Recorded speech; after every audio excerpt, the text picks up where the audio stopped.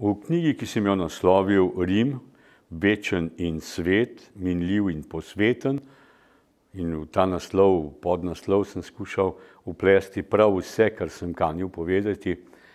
V tej knjigi sem torej spletel pripoved o ljudeh, med katerimi živim v Rimu. Začel sem s sosedi, ki so zelo normalni, prijetni in prijazni ljudje. Začel sem s krajem, ki je bil še pred 15 leti poln majhnih trgovinic, delavnic in vsega. Zdaj so tam samo še velike trgovine s pohištvom in banke.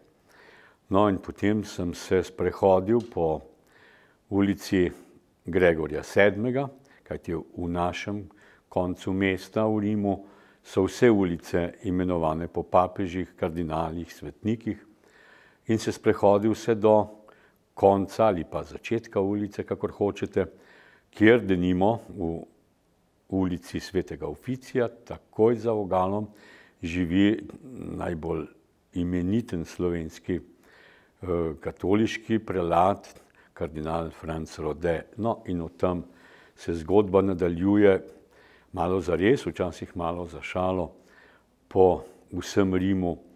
Najprej po tem svetem, ki se ima tudi za večnega, pa je v resnici prav tako minljiv in posveten kot tisti drugi del onkraj Tibera, v katerega se sprehodim potem, ko stopim čez most pred Angelskim gradom.